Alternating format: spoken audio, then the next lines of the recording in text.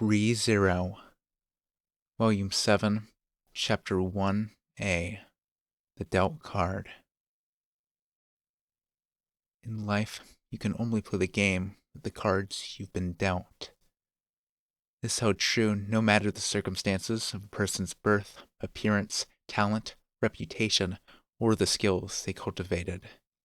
Subrianovsky was keenly aware that he was lacking in every single one of those categories. Through some kind of mistake, Rem had completely accepted Subaru, but he knew all too well that the Subrianovsky she saw was an ideal far removed from the real thing. Compared to the man she envisioned in her mind, the cards that the real Subaru held were few in number and poor in quality. But he learned, now that he stood at the playing table, no one cared about his personal problems. All anyone in his position could do was try to win with the cards he was dealt. The rest came down to simply how well each person played, their timing, and if they used any bluffs. The White Whale. Of all the cards in Subaru's hand, he chose the one that resulted in the greatest effect on others. His declaration changed the faces of those around him in different ways. They were currently in the reception room of the Duchess of Karsten's villa in the royal capital's noble district. Not counting Subaru, 5 were participating in the discussion first. Krush Karsten, lady of the manor, accompanied by her 2 retainers, Ferris and Wilhelm. Also in attendance was Russell Fellow, one of a tiny handful of influential movers in the royal capital, acting as an advisor for Subaru. And the 5th was Rem, who was touching Subaru's sleeve, providing limitless strength by inspiring the courage within him. The conversation between those 6 in the capital quickly began hurtling toward an intense climax. In short, the objective of the discussion was to form an alliance between the Amelia camp and the Krush camp. The Krush camp was taking a cautious wait-and-see stance toward the Amelia camp's request of cooperation to resist the universal menace of the witch cult. Subaru's invoking of the White Whale's name was his trump card for breaking that stalemate. Krush's eyes narrowed in profound interest. Ferris looked at his master with gloom-filled eyes. The deeply mercantile Russell knotted his brows, whereas Wilhelm... After an instant, Subaru involuntarily held his breath when a thick, dark hostility permeated the room's interior. Feeling sick to his stomach, as if his intestines were about to be rearranged by the tip of a sword, Subaru lifted his face to see the source, and saw the white-maned old man exhaling deeply and lightly shaking his head. "Forgive my gross indiscretion. It would seem that I, too, still have room for improvement." Wilhelm closed one eye and apologized without any change in expression. The aged swordsman pushed the malice away, leaving no traces remaining, even in the farthest corners of the room, then touched the sword on his lap as if ashamed. "I have no excuse for my interrupting. Say the word, and I shall remove myself." "No, stay. I wish to hear your opinion." Krush personally stopped Wilhelm from excusing himself. "You do not mind?" he said, shifting his eyes to Subaru, who answered as well with a nod of agreement. "Now then, the term white whale has been thrown out rather suddenly. May I take it that the white whale of which you speak is the demon beast of mist, one of the 3 great demon beasts?" "Yeah, a monster that spews out mist and swims around in the sky. The white whale. I know when and where it'll show up next. I want to offer that information as part of the deal for an alliance." "Is she gonna bite?" wondered Subaru, his nerves on edge as he waited for Krush's reaction. The lady of the house put a hand to her chin in contemplation. Before she rendered judgment, someone cut in. "Apologies. May I ask you some minor things?" Russell raised his hand and sought permission for questions. "Sure thing. Anything you like." "First, there is a matter I must verify. Mr. Notsky, do you have an accurate assessment of what value to place on your knowledge of where the white whale shall next appear? It could reduce the number of people caught up in the white whale's damage. Merchants and land dragon cargo runners can revise their routes, and would improve the condition of a lot of victims, I think. Yes, precisely. However, that only earns you a score of 50. Russell's assessment of Subaru's mostly timid reply was rather harsh. Are you aware of just how much blood has flowed to the demon beast of mist to date? He continued. The unlucky caravans which the white whale's mist swallowed up vanished without a trace. The royal knights assembled to dispatch the white whale failed, routed by the beast. Until a few decades ago, it appeared near villages and cities, swallowing them and their entire populations whole. It was not uncommon for cases where it was impossible to ascertain the truth of what had happened. The white whale is more than a very large demon beast. Russell's words, explaining the menace of the white whale, were hot, almost excessive.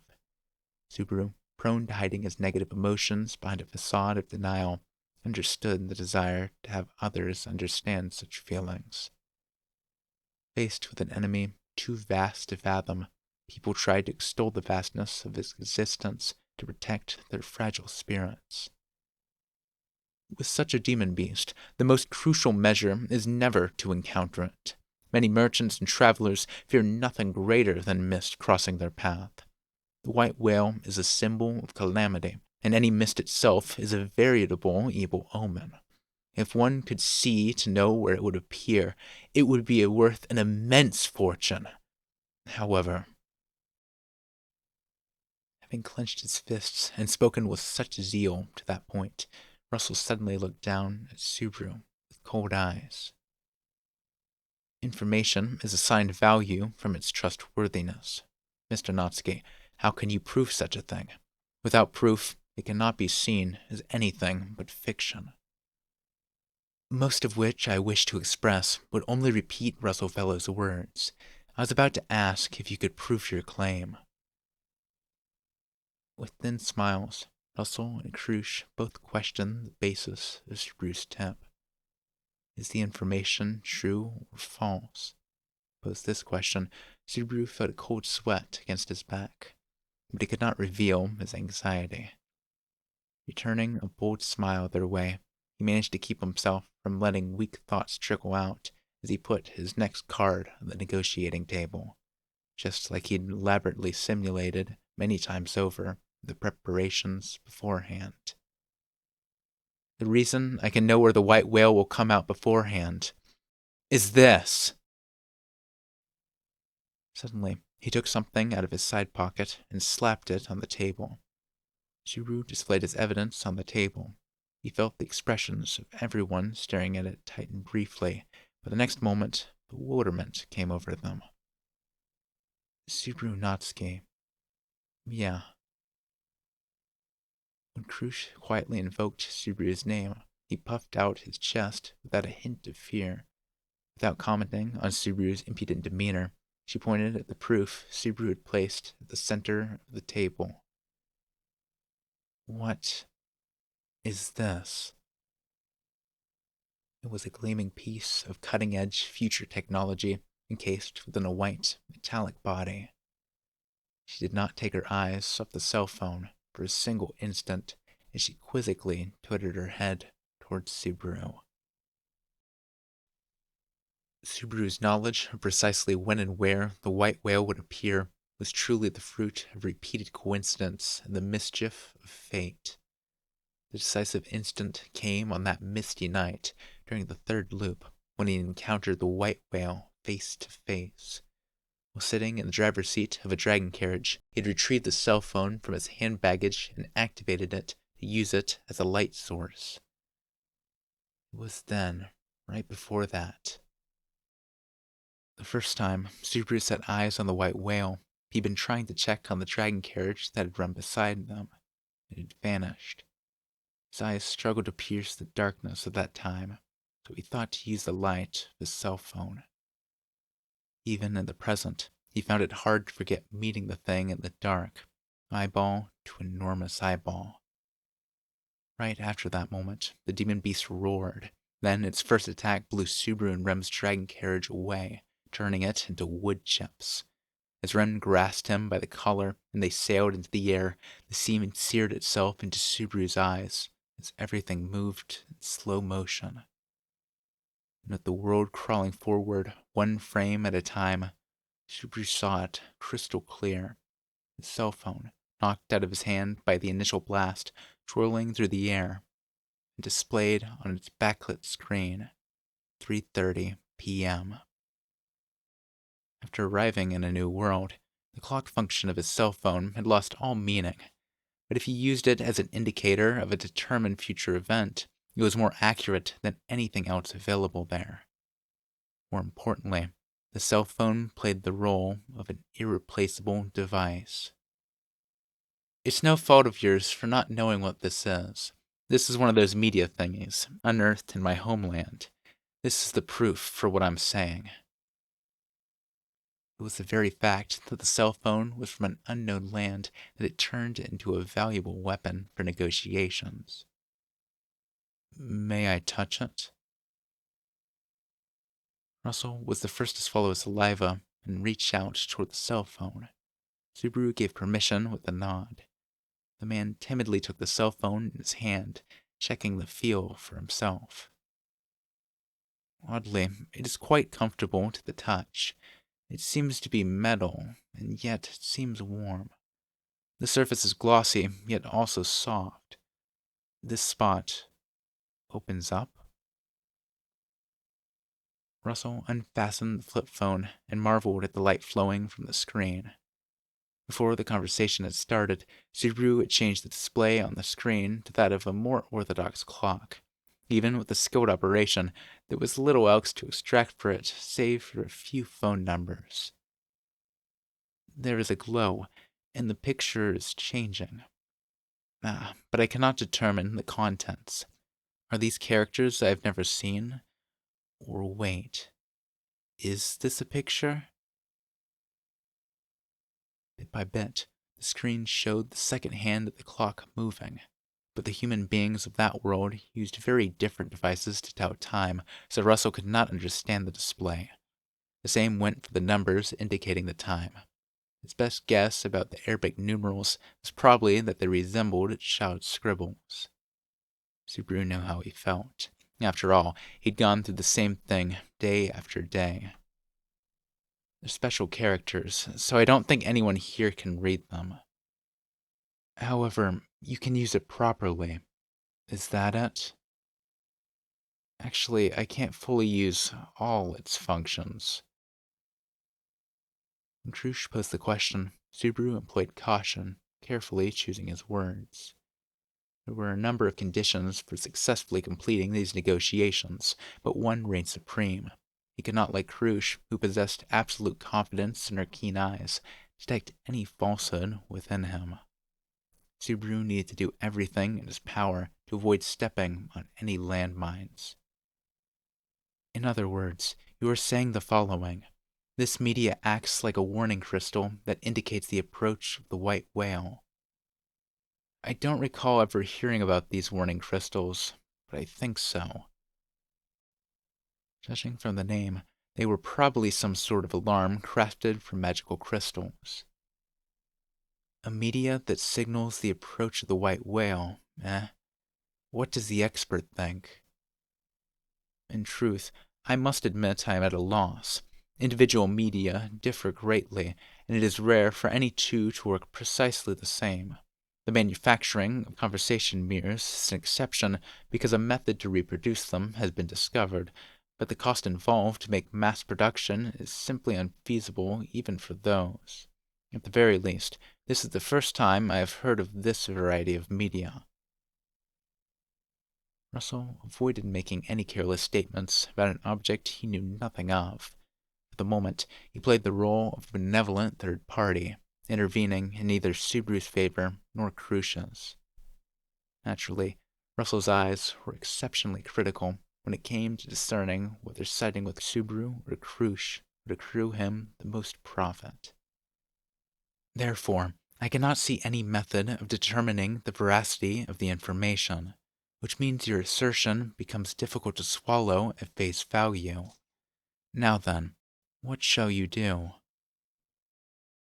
Yeah, that is a tough situation. It'd be great if I at least had a way of proving it, but... In response to Krush, Subaru raised both hands, his gesture indicating that there was no hope for that. Perhaps try to see if it rings at the approach of an actual demon beast? Or maybe you have another way of proving that this media is indeed a device that reacts to demon beasts?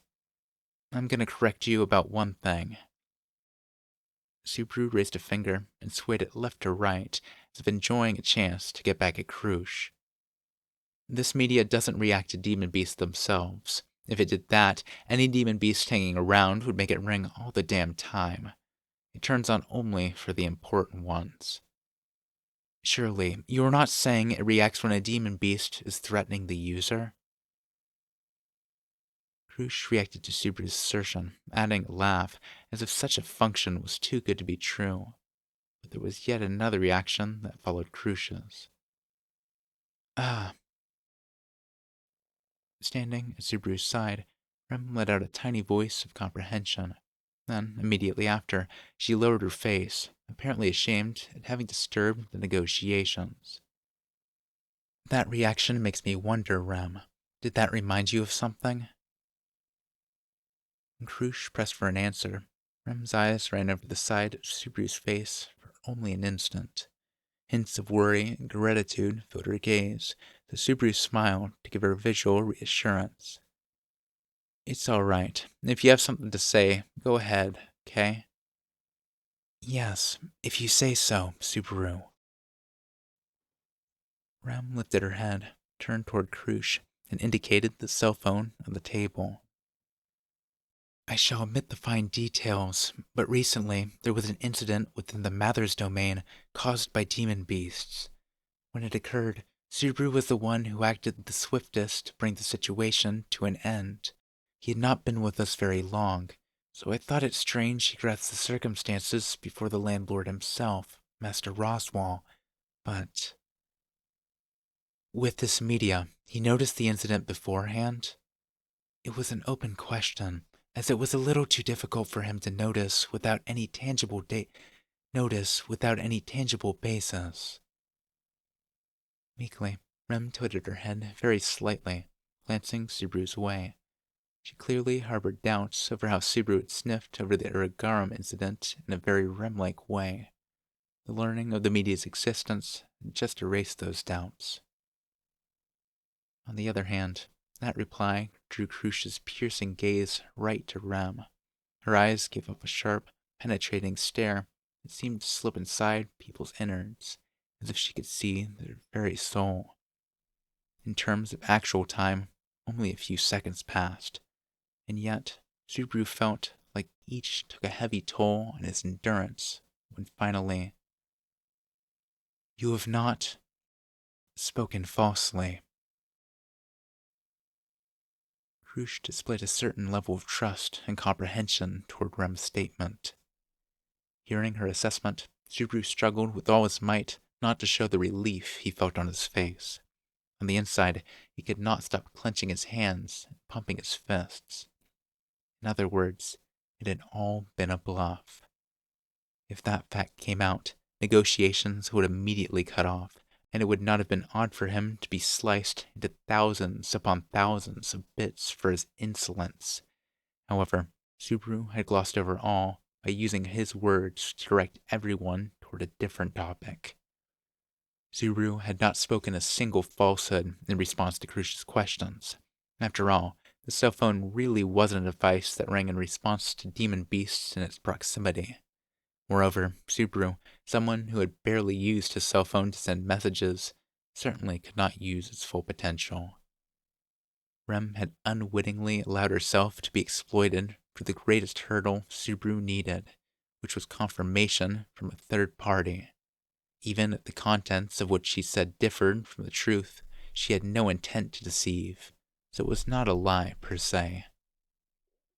You gotta admit, though, you said that like you can tell if a person's lying or not. At the risk of boasting, that is correct. One might call it having perceptive eyes, but in actuality, I've been graced with the blessing of wind reading. What did you say?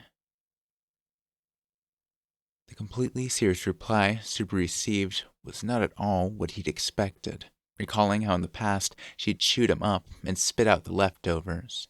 During the previous loop, Subaru had chalked up Crucia's self-described ability to discern falsehoods to her perceptive eyes, but reading the wind allows me to judge that which cannot be seen by the eye. By nature, I am able to discern the wind that envelops the other party. Those who speak lies have a telltale wind that blows from them. There is none of this around Rem. Really? Is that so? I didn't know that. I had no idea. An unsettling wind does blow from you, Subrunatsky. That said, standing at the negotiation table while unaware of my wind reading was simply too unfair toward you. Subaru's smile twitched at how rotten Crucia's personality was for her to reveal that ability at the height of negotiations, a blessing that provided a way to determine whether the other party's words were true or false was practically cheating. It also explained the sharpness of the barbed words that had cut Subaru so deeply the last time around. Rem's words contained no hint of deception. At the very least, this certainly proves that you possess the means to detect a demon beast menace in advance. But in this one instance, her confidence in that blessing was a double-edged sword. Subaru was balancing atop a tightrope, embodying the very idea of letting his opponent get their cuts in as long as it meant he could hit back even harder. So can I take that you believe in this media now? That would be speaking too soon. Even knowing there is no conclusion, it does not change that I must protect all my vassals. This is a decision that might determine the outcome of the royal selection, or even the fate of the kingdom itself. I shall not proceed lightly. And surprisingly, she fended off Subaru's attempt to quickly close the deal. It achieved a bare minimum of trust that his proclaimed media could provide information about where the white whale could appear, but that only meant they would consider the proposal seriously rather than laugh it off. What would build on that level of trust and bring the negotiations to a successful ending was, "So, how about letting me in on this media talk too?" The reception room was seized by surprise when a voice suddenly interrupted. When the speaker stepped into the room, she elegantly smiled in response to their startled gazes. "Aren't you a funny one, Subaru? Looking the most shocked when you're the one who invited me." Addressing the wide-eyed Subaru, the charmingly smiling girl ran her fingers through her wavy mane. Her light purple hair seemed soft as down, reaching all the way down to her hips. With such a gentle face, she could easily put others at ease. However, the girl's eyes meticulously surveyed everything, a clear sign that she was not to be underestimated. Anastasia Moshin. Knowing who she was, Cruz shut one eye and addressed her by name. Anastasia responded to the greeting with an easy thanks. "It's unfair that while I was busy hurrying over after getting word, you just went on and started talking without me. It was such an interesting, profitable conversation going on. You'll let me join, won't you?" Phrasing her request in a pleading way, Anastasia's words and subtext contained genuine delight. After continuing her presence, Subaru consciously glanced behind her. "If you're wondering about Julius, you can rest easy." As he did so, the mischievously grinning Anastasia seemed to read his mind. "Currently, Julius is under house arrest by order of the captain of the Royal Guards. He's currently undergoing punishment for smacking around someone else's boy without my say-so. That knight of mine is quite a handful." House arrest. Now that she mentioned it, Subaru recalled the night when Reinhardt told him the same thing. As a result of his private duel with Subaru, Julius was being disciplined with house arrest. Apparently, that was why he hadn't accompanied Anastasia to the current meeting. I see. That's very unfortunate. Subaru was too pathetic to keep the look of relief off his face, but even then, he was unable to summon any words he might have for the next time they met. You said you were invited here. My Subaru Natsuki, I take it? Krush addressed Anastasia, ignoring Subaru's wounded feelings. Anastasia sat in a chair offered to her as she stroked the fox fur scarf hanging around her neck. More precisely, it was the girl with him. Normally, I'd have just sent her away, but I couldn't wave her off after she said there was super important stuff concerning the white whale. When Anastasia finished chatting with a smile, Krush turned to Subaru. After bringing two royal selection candidates to the same table, Subaru gripped his fist at the drastically altered situation. This is it. Everything starts from here. All the necessary parties were in the same room together. Subaru could finally begin the true negotiations. However, pardon me, Mr. Natsuki, but there is one thing I would like to ask you. Naturally, Russell did not find the invitation of a rival merchant at the meeting very amusing. Go ahead, Mr. Russell. Mr. Natsuki, I would like to hear your true motive for calling Lady Anastasia to this place. As she is both a candidate in the royal selection and president of the Hoshin Company, possessing a great influence with the merchants in the royal capital, my position here has become highly indistinct. Surely it could not be. You're wondering if I'm weighing other options?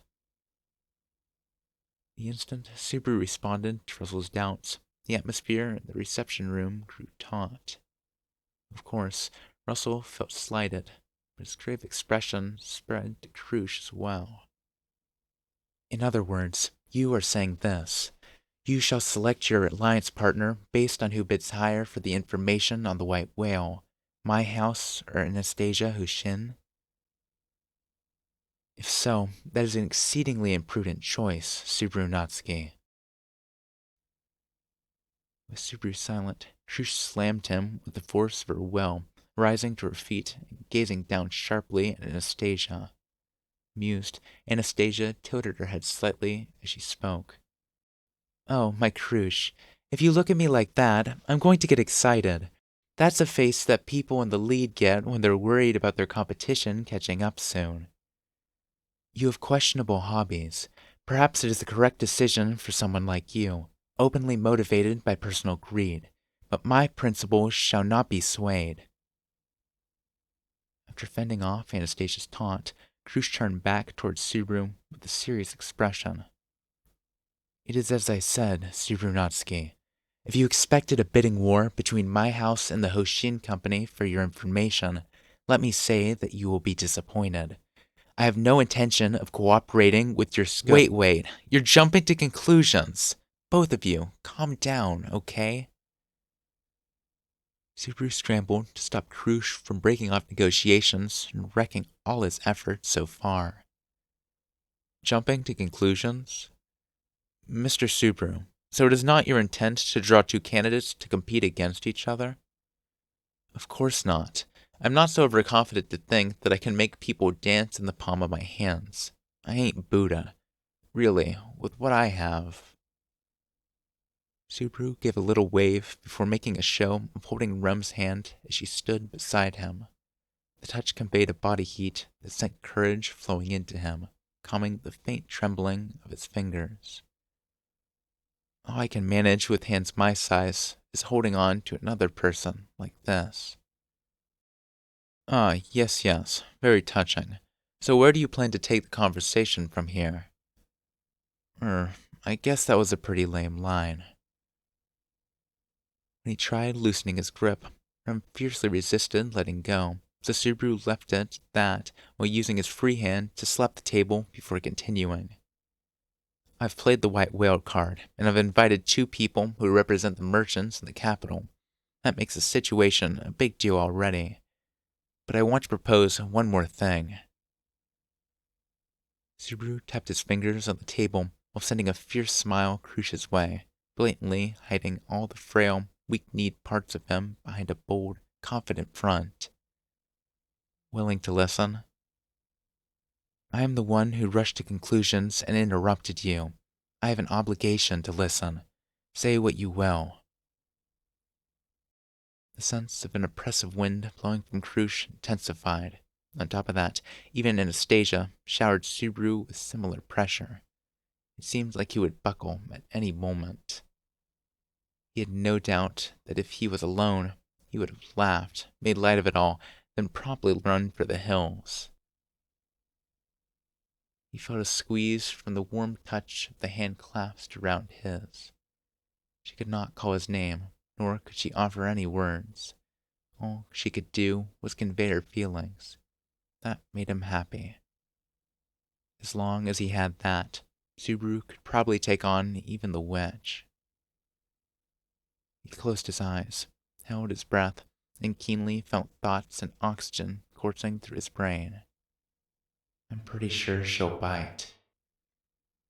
After thinking about it over and over, incessantly recalling what happened on the first, second, and third loops, he pieced together his accumulated knowledge and drew out what he expected to happen onto a blank white canvas.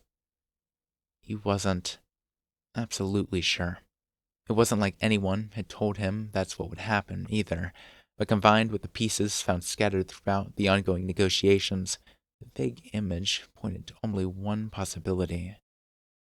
It was either a convenient delusion or a miracle he'd obtained after suffering death 3 times. It comes down to this. Crush, I think my information will be extremely useful for your plan to hunt down the white whale. Subaru's future information and the objective Crush harbored, these formed the basis of his decision. Subaru would become a suitable ally for Crush Karsten as a comrade in arms against their mutual foe, the white whale.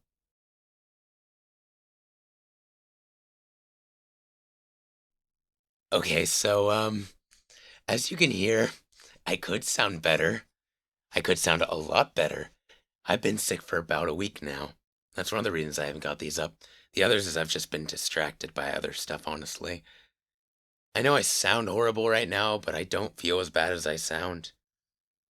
Albeit I've missed a decent amount of class when I did feel horrible. Hopefully I'm gonna be better in a few days. It's just a really, really annoying cold. I can't even make some noises with my throat that I normally can. Okay, I'm gonna calm down on the talking now, because it actually hurts a little to talk too much. Uh, thanks for listening, I guess. um, yeah. If you like, subscribe if you will. And I'll see you guys next time.